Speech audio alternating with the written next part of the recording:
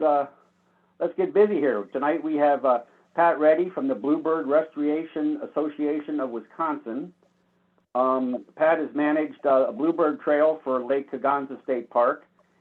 He now is managing 9 trails in Dane County and has fledged over 1,000 bluebirds from these trails, which is very impressive. He serves on the board of directors for the Bluebird Restoration Association, and he edits their newsletter and does a great job on it. Boy, I wish we had somebody like Pat to come in here and do our newsletter for us, because he does a great job. I've been a member of the Bluebird Association for many years now, and I've got 7 bluebird houses up, and I've learned how to take care of them and attend them, and I did it all from my education through the Bluebird Restoration Association. So they do some very good work. And without further ado, let's have Pat Reddy. You're up, Pat. Okay. Thank you for inviting me. Talking about one of my favorite topics here. And Mike, are you going to be one that's going to be centering the frames when I tell you to? Absolutely, I'm on it. All right. Well, I'll start with this title frame. Everybody can hear me okay, I assume. I can't see. Oh, there I am. About 20 years ago, before everybody started getting into digital photography, and at that point, I think I bought my first 2 megapixel digital pocket camera because I was taking a vacation to Belize. And I didn't want to haul around a big camera or anything. And anyway, I went to check out a bluebird trail at Lake Farms County Park, and this bluebird was really stressed trying to defend its box from some tree swallows. I wanted to try and get a picture of it, but all I had was my little 2 megapixel 3x zoom camera. But I had a little pair of binoculars in my tank bag of my motorcycle, and I held the binoculars up to the tree trunk, and I zoomed through the binoculars and got this photo of this male eastern bluebird. And he looks a little bit perturbed because he's been fighting for the nest box that the tree swallows are trying to move in on. So that was one of my first digital pictures of eastern bluebird. Since then, I've upgraded my camera equipment and everything, so I'm taking different photos a different way now. But so we can go to the next frame. All right, these are 2 organizations that I report all my information to when I get my data at the end of the season. Usually in early fall. Medicine Audubon Society always wants to know what's going on. They've got quite a few bluebird trails under their belt. And then, of course, the Bluebird Restoration Association, which I've belonged to for about 25 years now. And if you need more information than what I'm giving tonight, this website at the bottom, www.braw.org, is an excellent website. It's got tons of information. There's even a place where you can post questions and things like that. So we can go to the next frame. I like this one. It's a quote from Aldo Leopold. And one of the things that I really like about this: rare bird need remain no rarer than a people willing to venture their skill in building at a habitat. It's very simple. The Bluebird Habitat really, for about 100 years, kept going down and down and down. Wooden fence posts that they used to nest in farms were replaced by metal poles. The old apple orchards that used to have holes in the trees were replaced by dwarf trees. And over the years, there just was less and less opportunities for them to nest in cavities. And then, of course, they had competition from non-native species like the European starling and the house sparrow if they tried to move into woodpecker holes. So one of the things that we did was start building nest boxes and putting up trails and monitoring the trails. So we kind of did what Aldo Leopold is suggesting here. Next frame. So let's look at the different ones here, the male and female. The male's on top of this nest box, brighter colors, has a really bright brick red front. The female that's in front of the box there, you can see that she's very similarly colored, but she's very muted. She's got a gray back rather than really bright blue. And basically that's if she's down in the nest box sitting on eggs or chicks, if any critter looks inside there, she'll blend in and hide in that darkened area. So it's just basically a camouflage thing, typical of female birds in general, that they kind of blend in. They don't have to have the bright colors to attract the mate. And then lower right there, the fledgling, that's a baby bluebird that probably has just been out of the box a few hours. And you can see they look very robin-like. That's because they are members of the thrush family, just like our American robin is. But they're the only thrush that nest in a cavity. And so when they come out of the nest box, they don't have the bright colors that the males do. Of course, they are a little bit more subdued, and that's just so they're less attractive to other things that are trying to grab them if they're not such bright colored. Next frame.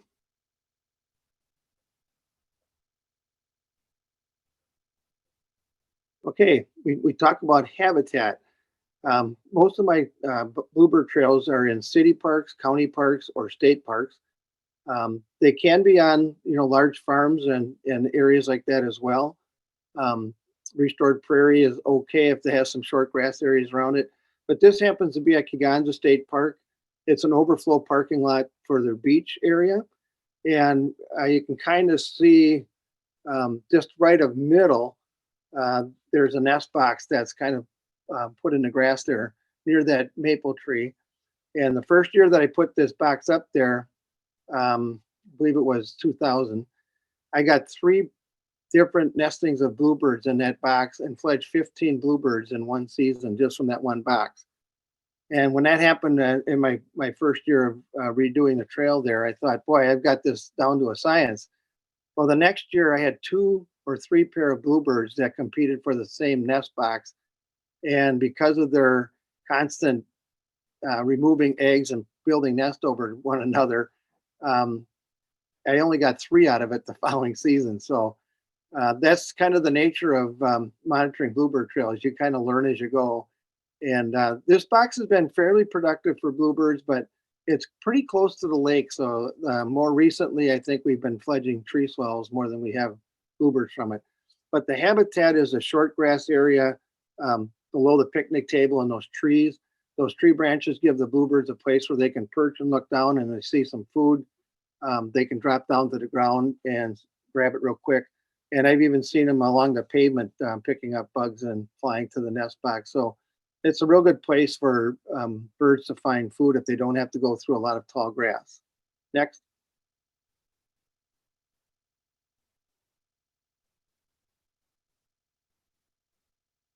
Next frame.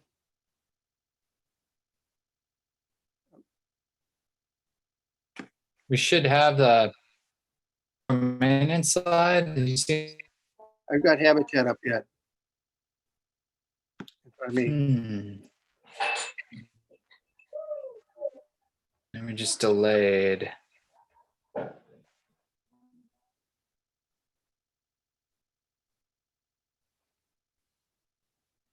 What's everybody else seeing? The poor habitat? Habitat. Maybe poor.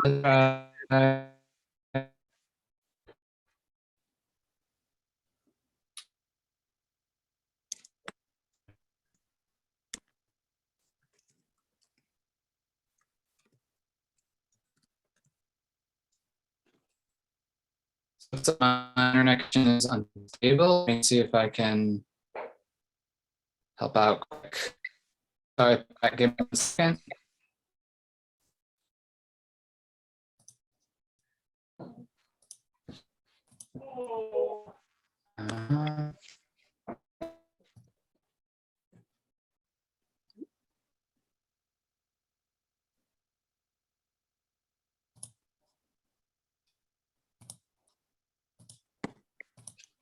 Oop.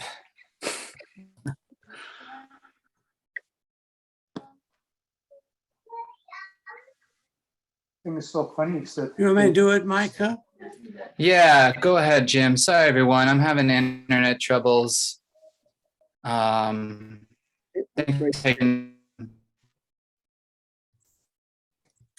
How do I go full screen, Micah? I've forgotten. if you just hit in the go up to, you can do slideshow, or in the lower right corner there should be something that looks a little bit like a, yeah, right there, that looks like a projector screen in the lower right corner. It might not let you, because right now if you have to which is there's a message at the, there you go. Wonderful. Go ahead, Pat. You jumped too far ahead now. We got to go back to frame 6, which is spat poor habitat. There we go. That's the right one now. Great, So I thank thought- you. Sorry, everyone. Okay. We ready? Go. Okay, so we got the good habitat for the bluebirds. Here's a sample of poor bluebird habitat. This was just south of Madison. Before they did the prairie restoration, they might have put this nest box up. But over the years, this was kind of neglected and let go. The box is falling over, the bushes have grown around it, the prairie grasses have kind of dwarfed it. Something like this isn't going to attract bluebirds. It's probably going to get wrens or have, if it's not monitored at all, it's probably going to have mice living in it. It's also kind of posted or a little bit low to the ground, which can mean that cats and raccoons can possibly create problems for it too. Next.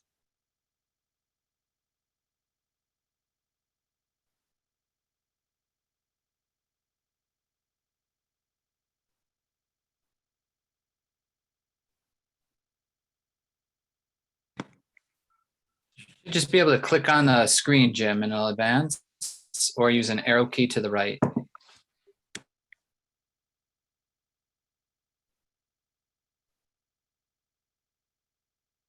Okay, monitoring. This is something that we encourage our members and anybody else that's got a bluebird trail to do once a week.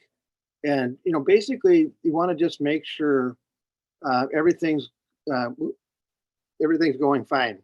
By monitoring the box, you can check to see if there's a nest in there, what's building the nest, what species, if eggs get laid, how many eggs are laid. And then for the next 2 weeks, you can watch the development of the chicks in the box. And we record all that data on a separate piece of paper. And for each box, that data will be collected probably for 2, possibly 3 nestings. And in the end of August, early September, you'll have all your data in front of you. And then we ask people to send in their data for all cavity nesters so that we can keep an eye on what's going on. And it's just a simple form like one on the right here.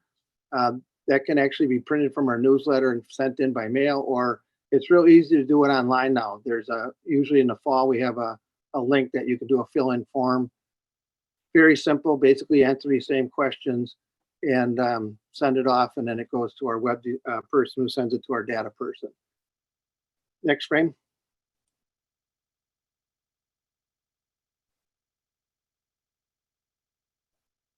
Okay, so this one is supposed to load like 3 separate photos, but there we go. In the upper left corner, I was monitoring my bluebird trail at Kegonsa State Park one time on a weekend. And on Sunday, I got to the box and I found the tree swallows had moved in before the bluebirds had fledged. So I looked inside the box and I found 1 tree swallow egg, 1 dead bluebird, and 1 live bluebird chick in the box. And so I knew that the swallows would probably come back and try and kill that last chick. They were desperate to get this nest box before the bluebirds would fledge from it. I very seldom have ever seen a case where tree swallows actually killed a baby bluebird in the box. There were 5 chicks in this box, so I assume 3 of them might have been big enough that they could fly out, and these 2 are probably just a little bit behind a day or so. Anyway, I took that chick out of there because I had a nest box about a half mile up in the park that had young ones about the same age. And so I put her in my tank bag of my motorcycle and drove her back to this other nest box. And you can see when I was checking the box to make sure it still had chicks in it, that she climbed out of the tank bag and was sitting on top of it there in the lower left corner. And I keep these here because this is my biker chick story. And I usually click another time, and then in the lower right there it says biker chick. So that's my bluebird story for comedy relief. And next frame. Oh, there it is, biker chick. And I went back the next day, and she did survive. She did fledge the box with the other bluebirds. So it was a successful thing to move her into the next box with 4 other chicks. So we're looking at the Bluebird Basics here now, and you can see the photos there. The females coming out of the box are and the male's on the front. He's kind of giving me the stink eye because I'm taking the photo.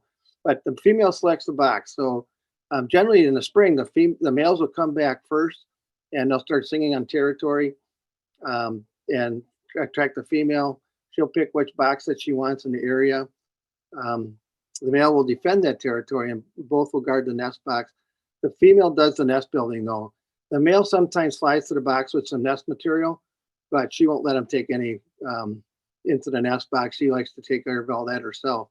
But once the eggs are hatched and it comes to feeding time, the males generally help with taking care of the young and feeding them and stuff. Next.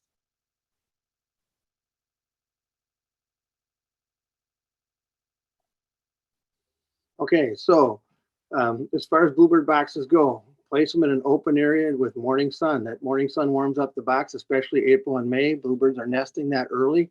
We have some pretty cold nights yet, so that sun helps to warm the box up. Mount the box on a metal pole 5 to 6 feet above the ground.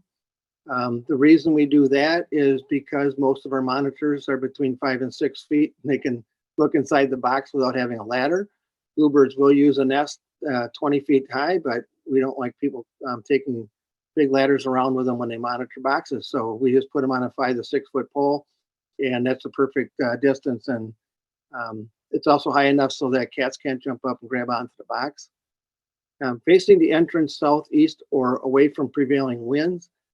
Sometimes you might have a box that you can set up because of a building, a hillside, or something like that might block the winds from the west or the north.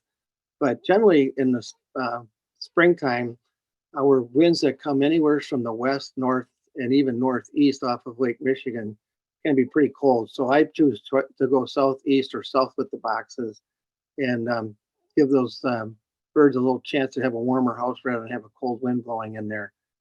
The spacing of additional boxes, like when you have a trail, we do a single box every 100 yards apart. That gives the bluebirds about their 1 acre space that they need for finding food and flying around and training the young ones without competing with one another. And we just find that seems to increase our numbers rather than having boxes spaced closer together. Near a tree or something for the young ones to fly to. That's just so they don't end up leaving the box and flying onto the ground. If they get onto the ground, they're just too endangered by things that could be chasing around on the ground, which cats, dogs, raccoons, whatever. So if they could fly to something, and they can usually fly about 30 or 40 yards. So something about 20 feet away, they get out of the nest box, they'll go to that right away. Our entrance hole at 1.5 inches. Basically, that's just big enough for the bluebird to fit in there. It's too small for a European starling. So we're able to eliminate European starling competition by having that hole a little bit smaller than what they need. Next.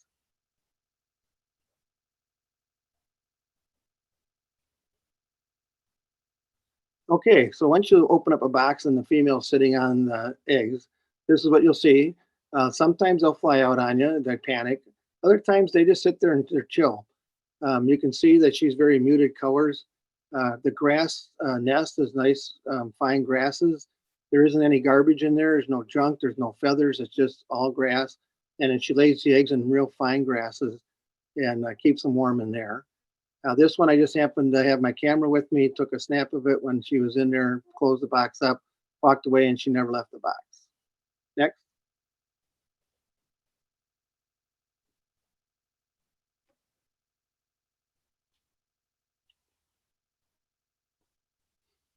Okay, once she's out of the box and you check the box and want to get your count for your eggs, this is what you might see. The eggs are a little bit smaller than a robin's egg. Like I said, they're thrushes. They are basically the same color as a robin egg, a nice baby blue like that. That particular nest with the blue eggs in it, the female used pine straw as well as grasses to build the nest. Sometimes bluebirds do that when it's available. I've seen nests that were completely made out of pine straw, and that's just a preference that some females have. But generally they're grassy like the one in the lower right. That nest in the lower right does show white eggs, and those are bluebird eggs. About 5% of female bluebirds don't have the ability to color the eggs blue before they're laid. So it kind of confuses you a little bit if you're finding a white egg layer because they do look like a tree swallow nest. But tree swallows line their nests with feathers and bluebirds don't. So this one I had at Kegonsa State Park, and she had a couple of offspring that I was able to follow white egg layers for about 3 seasons. And then all of a sudden they disappeared. And I don't know where they went, but I did have them, and it was kind of neat to have the white egg layers for a while. Next frame.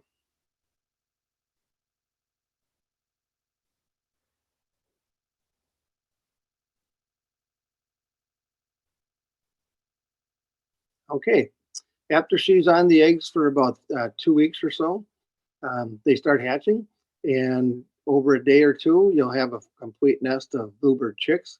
These are fresh out of the eggs, and when I opened the door, it thought I was an adult bringing it some food, so it was begging for food right away. The other ones are sleeping back there. But this is the way they start out. They're basically naked with just a little furry feathering on top of the head.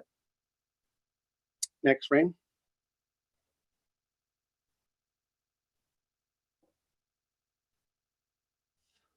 Here they are. This is probably getting close to 18 days old. So about after they hatch, about 2.5 weeks later, they turn into little bluebirds fast. And you can see here, these guys are just about ready to fledge, probably within a day or two anyway. And what will happen is the parents will stop feeding them and they'll start singing outside the box. And the bluebirds get really curious and start looking outside the box. And eventually, one at a time, they'll take flight. Next.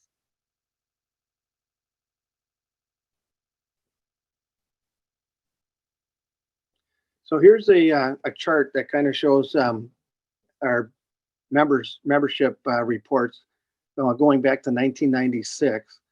And you can kind of see the dark blue line is where we have bluebirds fledged, and the green line is we have tree swallows fledged. We always monitor tree swallows to make sure that our membership isn't causing those to tank and go down severely.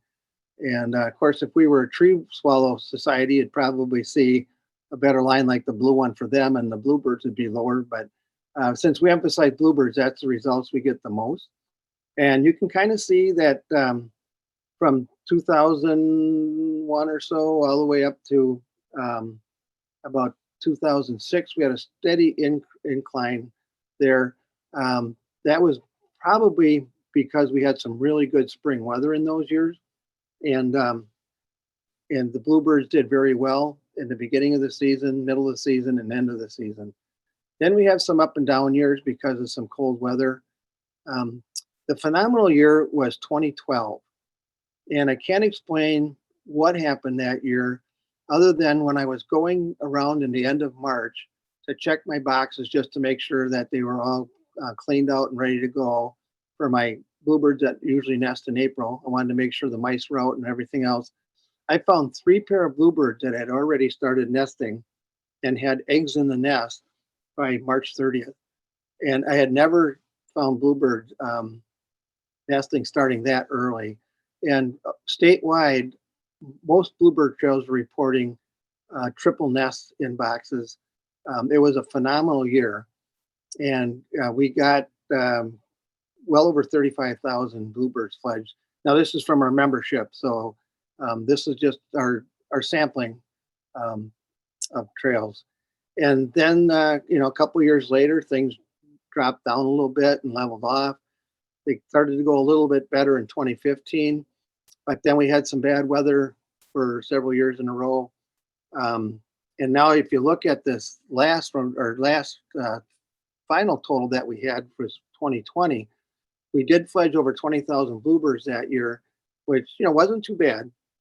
And when you consider that we started out at 5,000 back in '96, but now you see how we dropped down in 21 to below 10,000. And there's one main reason for that number to drop that fast. And I'll take you back to February of last year when all the news stations were showing you Texas under a snowstorm and cold and losing their heat and power being turned off. They had such a massive cold spell across the southern states where our bluebirds go when they migrate that we had so many losses of bluebirds last winter that we had people down in Oklahoma and Texas and southern states saying that the bluebirds were crammed in the boxes and they were finding 5, 6 dead, packed in there, starving. Ice storms coated the food supply. Cold weather just got to them. So on my trails here in Wisconsin, I usually see bluebirds starting to show up into March or early April. I didn't see bluebirds around until mid-May. And so nesting really didn't even start until late May. And a lot of my boxes that usually have 2 broods, I just had 1. I just think that the weather was just such a stress on bluebirds. And not only when they were down there in winter, but if you recall in April, the southern states had a lot of tornadoes that went through for about a 2-week period. And that's when our bluebirds are getting ready to fly back here or on their way. So there's probably some losses in that respect as well. And bluebirds weren't the only ones affected. There were definitely some sparrows, some meadowlarks, and I believe phoebes, eastern phoebes, that a lot of people thought took a hit as well. And that's because these birds don't leave the country when they go migrating. They just go down to the southern states. So anyway, we're hoping that this trend, as we continue, will again go in the other direction, and we'll start going back up and getting 20,000 plus. But it may take a couple of years for that to happen since it was such a large hit. Next frame.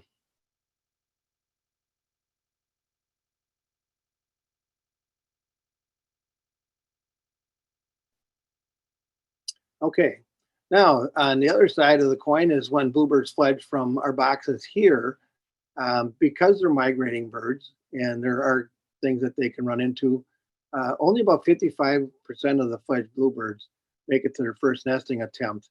So even though we're fledging that many bluebirds from our membership, we are very optimistic that we're going in the right direction, but we do have to realize that not every bluebird makes it. This bluebird here happened to be a female that was trying to nest in one of my boxes, and a house sparrow came along and killed her. And then he started building a nest on top to attract the female. So, you know, when you do bluebird trails, there's always a positive side when you find the bluebirds nesting and they succeed. The negative side is when you find things like this. Next.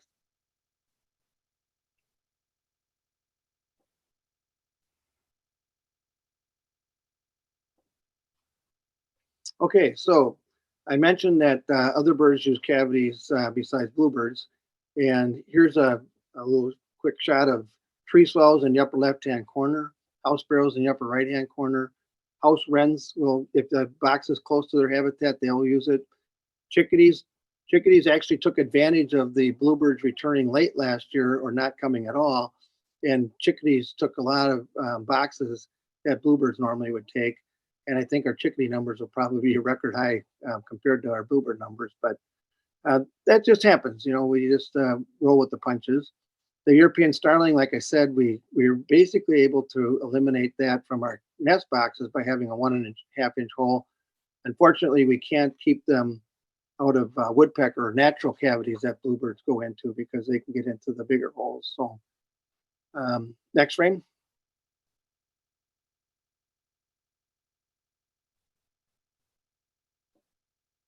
So tree swallows. For those of you that live in the city and you might live near some water, have an open backyard, tree swallows are a great species to attract to your backyard. They're flying insect eaters. They're a little bit aggressive. You know, if you get near the nest box, they'll swing down and try and take your hat off or whatever. But I get these on my bluebird trails, but most of my trails don't seem to have the habitat that they prefer, except my one in the city here in Elbert Park in Madison. I've got some boxes, and usually about half of those get tree swallows. But they like open backyards. So anybody that is thinking about putting out a nest box, it's the same box you'd put out for a bluebird, same height and everything. But if you're near some water, it's pretty easy to attract tree swallows. Next.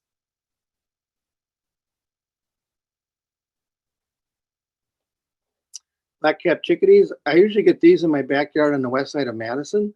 I put out a nest box right when I moved in here 6 years ago. And I didn't have a pair last year. For some reason, they chose a different nest box to go to, but they've been hanging around my yard. Chickadees are fun, energetic birds. They do like to be near the woods, on the edges of the woods. I have my box right along the edge of a evergreen row. It usually gets chickadees to begin with, and then once they fledge in May, end of May, I usually have a pair of house wrens that takes over the box and moves right in. So like I said, this year the chickadees skipped me, but I think somebody else in the neighborhood probably got them. They like the open backyards with trees and hedges, and if you put out bird feeders, they love peanuts, suet, sunflower seeds, that kind of stuff to eat. So next frame.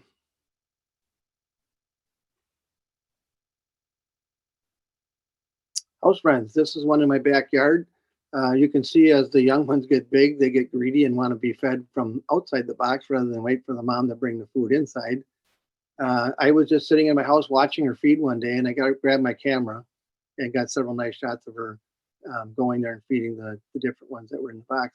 But they can be stinkers in a way if you have them on your bluebird trail, because if you get too close to the woods, wrens will go into the bluebird house and break the eggs sometimes. So I try to keep my boxes away from the habitat that the wrens like, but they do prefer woodland edges, backyards. They do feed on insects.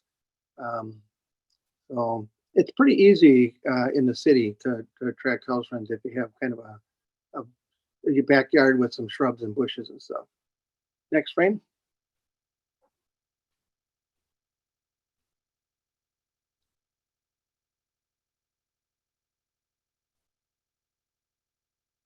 Okay, we mentioned the house sparrow is one of the ones that competes with bluebirds, and really this bird alone has pretty much set back the bluebird population quite a bit, because they're very aggressive, and they're non-native, not protected by law. They say their numbers are dropping. I'm not sure where or why that is, but I see plenty of them. My neighbor feeds some really crappy bird seed in the backyard. He has about 60 of them all winter. But I don't let them on my bird feeders, and I don't let them nest in any of my nest boxes. So they're difficult to get rid of. If you just remove the nest, it'll take you 5 or 6 weeks before that male will finally give up. And then you're halfway through the summer before you get a chance to attract bluebirds. You can find them almost anywhere. I mean, they used to say put the nest boxes a quarter of a mile from a farm, and the house sparrows won't venture out that far. Well, I've had them a half mile from a farm, and they still try to get in there. The problem is they destroy the eggs and they kill the adults and the young. So I say do not feed them. I personally don't feed them in my backyard. I have a little trick that I use on my bird feeders that works really well. And everybody, when I do this talk, always loves this suggestion, but I'll take a little 4 or 5 piece of monofilament and fishing line, and I'll just tie it on my tube feeder, or I'll tie it on my tray feeder. I'll just hang it from a weather guard or whatever. And as soon as the house sparrows see that fishing line, they won't go to that bird feeder. They'll feed on the ground below it, but they will not feed on that bird feeder. I've had it happen here. Usually I have to replace the fishing line about once a year, excuse me. So some whatever bothers the house sparrows, apparently it wears off over time. And sometimes I'll look out and I'll see a house sparrow land. Sometimes the younger birds will do it anyway until they learn. But it's hard to say what does it. And I don't use a lot of fishing line. Like I said, a 5 or 6 inch piece that's tied to the perch, and you don't need it on all the perches. You just need it on a couple, or hanging down by the tube of it, or whatever you can do. But native birds don't care. They will go to that bird feeder anyway. So I save myself a lot of money by not feeding the 60 house sparrows that my neighbor brings into his backyard. Next frame.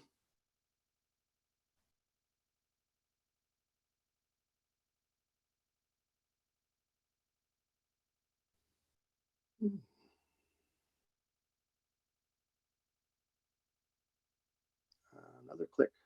There we go. We mentioned predators like raccoons and cats.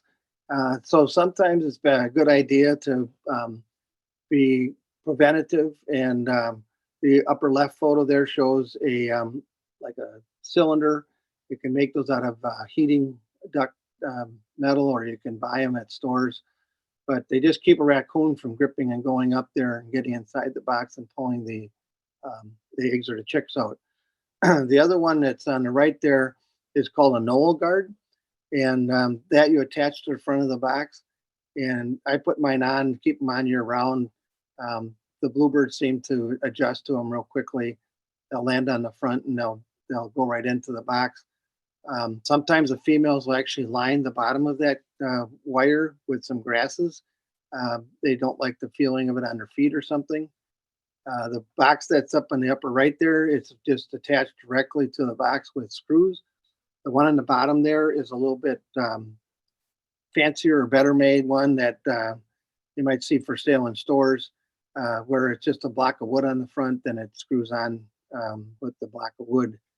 And then the idea is that the raccoon can't sit on the top of the box and reach down in, or sit or grab the side of the box and reach around and get in there.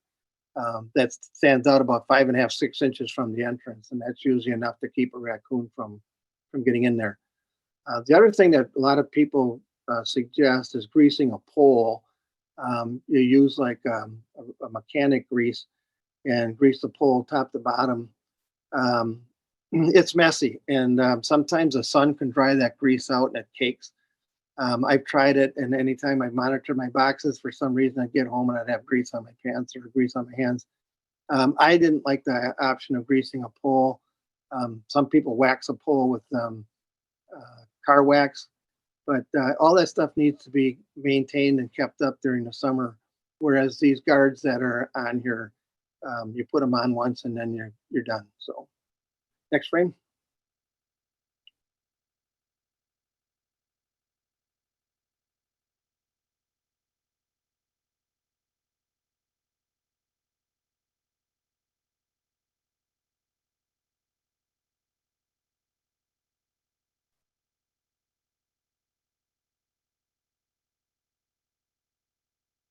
We're getting there. Okay, just want to show you a picture of bluebirds at Chickadees State Park. That's what they do. They'll land right in the front, like it's a porch, and they just hop right in.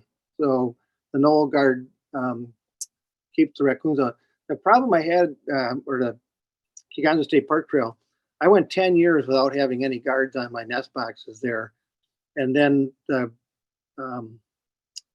park decided that they needed to expand their camping grounds, so they added additional camping to the group campground, and they added additional camping to the wooded area of the campgrounds at Chickadees State Park. And when they did that expansion, I noticed that the nest boxes and the campgrounds got a bit closer together, and people started feeding the raccoons marshmallows. And the raccoons started to realize that human scent and food went together. And I went out there one end of June one summer, and I walked to my boxes, and 7 of them had been raided by raccoons. And of those 7, 6 of them had tree swells that were just about ready to fledge. And one of them was a bluebird nest where they took the eggs out. So ever since then, which I think that goes back around 2011 or so, I put these Knoll Guards on the boxes out there, and haven't had a raccoon take anything from a box since I put those out there. So, next frame.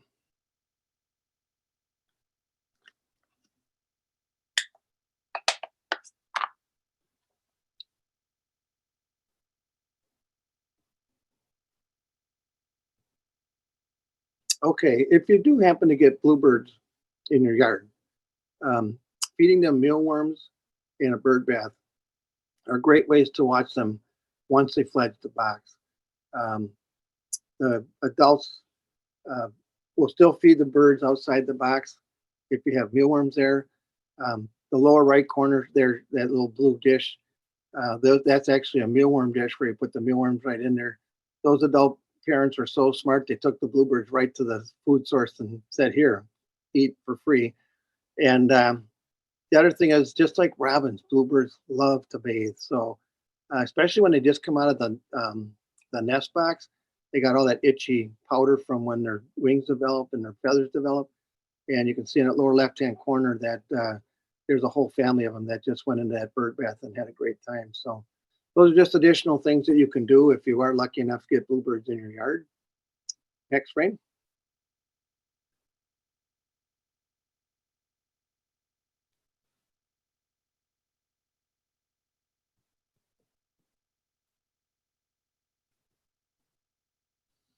Okay, I'm getting toward the end here, Hall of Shame.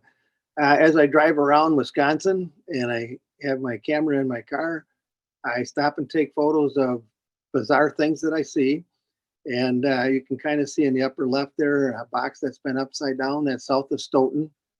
I found that box there about 10, 15 years ago, and I drove by last year, and it's still like that. It's not that it won't get a bird to use that box upside down like that, but boy, all that guy has to do is flip that thing right side up and put a screw in it to get that thing the right way. But they don't fix it. And it's right near the barn. I don't know why they don't do it.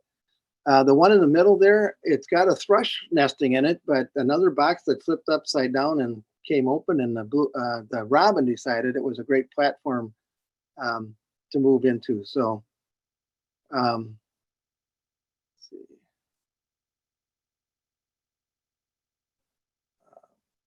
Another one there in the upper right is a nest box that's falling over and pointing toward the ground. That's not going to help bluebirds at all. Lower right is a plastic PVC box that looks like it has a mouse nest in it. So any box that's left like that, they got to be empty and ready to go in spring. We usually go by March 1st to have them ready to go. Another leaning box, the center middle one there, a guy built nest boxes that were one nest box hole above the other. And I thought, boy, that makes about as much sense as a two-story outhouse as you're trying to attract bluebirds, because they have territories. They won't nest with one another. And then the other ones are just dilapidated. People had the right idea at one time, but they didn't keep them up. And if you're going to have a nest box that looks like that, you might as well tear them down, because they're just going to be full of field mice. So not a good thing if you're trying to attract bluebirds. Next frame.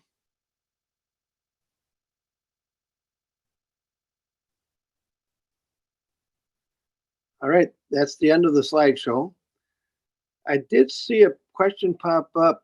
One was about, I think, tying filament to the raccoon guard or something, the fishing line. As far as using fishing line on nest boxes, we experimented with that for about 2 or 3 seasons about 15 years ago. And when it comes to nesting, the house sparrows just don't let fishing lines stop them. Some state affiliates that are bluebird related will say that you should do that, but you dangle it down in front of the nest hole and the wind blows it around, and I just never found it to be successful. It works great on bird feeders though. Somebody asked if you use anything to clean out the box. No, all we do is remove the old nest, take an old paintbrush or something and just brush out any of the dust, make sure you're downwind so you don't get it in your face. And that's all you need to do. There's nothing in that box that's going to harm the next generation or next bird that nests in that box. They used to say spray it with some kind of cleaner. That's not necessary. Any idea about the population of bluebirds? Sharon Gaskill, I can't get the whole question though. I don't know. Is there some way that I can get the questions either read to me or I see? Yeah, I can read them to you. So got a couple. When you find a box with a dead bluebird in it, what do you do? If you find a box with a dead bluebird in it? Correct. Okay, clean it out and cross your fingers and hope that another pair shows up. If you do end up with house sparrows trying to use the box, there's a trap you can get called a Vanner trap that goes in the inside of the box below the entrance hole. And basically, you set it, and when the house sparrow goes in there, you watch. You stand back and watch from a safe distance. And when the house sparrow goes in there, it flips the trap to block the entrance, and then you take a plastic bag and go over there and put it over the box and open the side up, and the house sparrow flies to the top of the plastic bag. And then it's up to you what you want to do with that house sparrow. After I got into doing bluebirds, I got a real poor attitude toward house sparrows now. So I've had too many problems with them causing me headaches.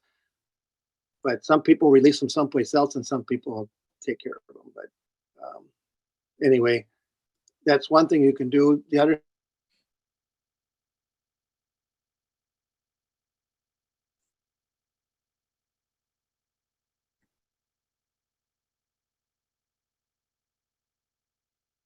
Oh,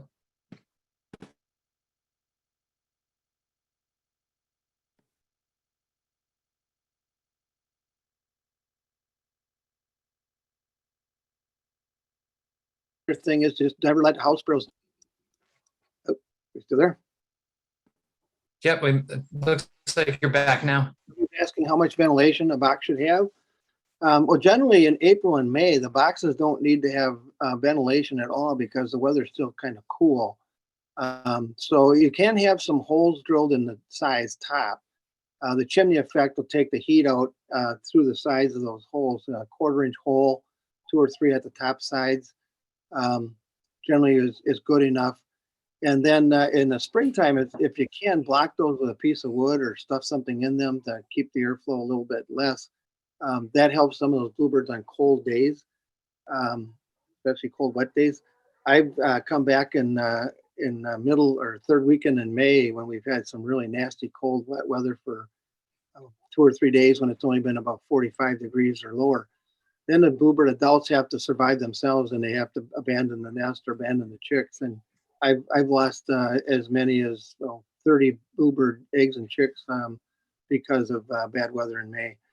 And sometimes you just can't do anything about it. You clean out whatever's failed and you hope they nest right away, and they usually do. And you can still usually get 2 broods out. If it's May, they'll usually get 2 broods out. That's not a problem. It looks like somebody wants to know about permethrin on nest boxes.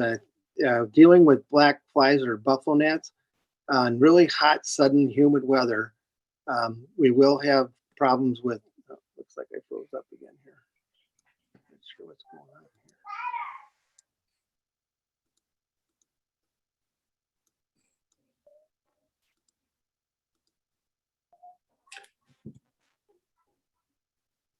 I think we can still hear you, Pat. Am I still live?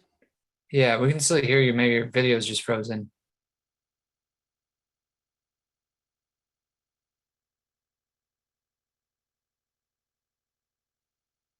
Oh, now we've lost you.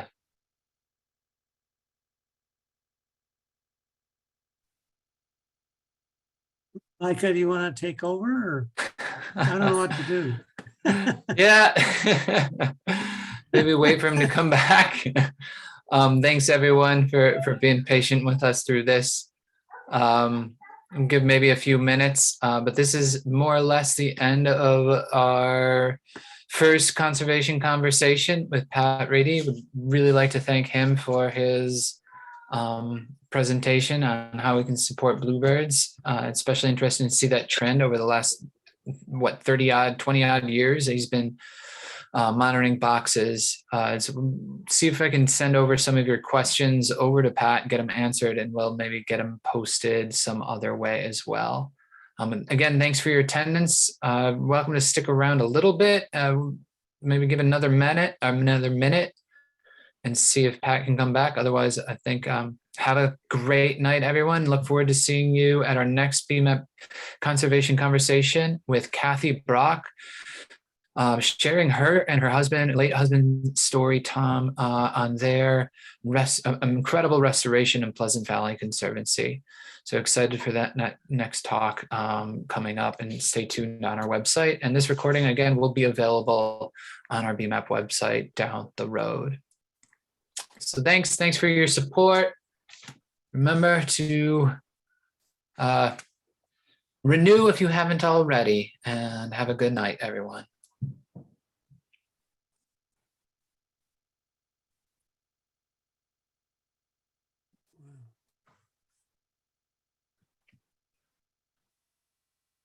Let's see.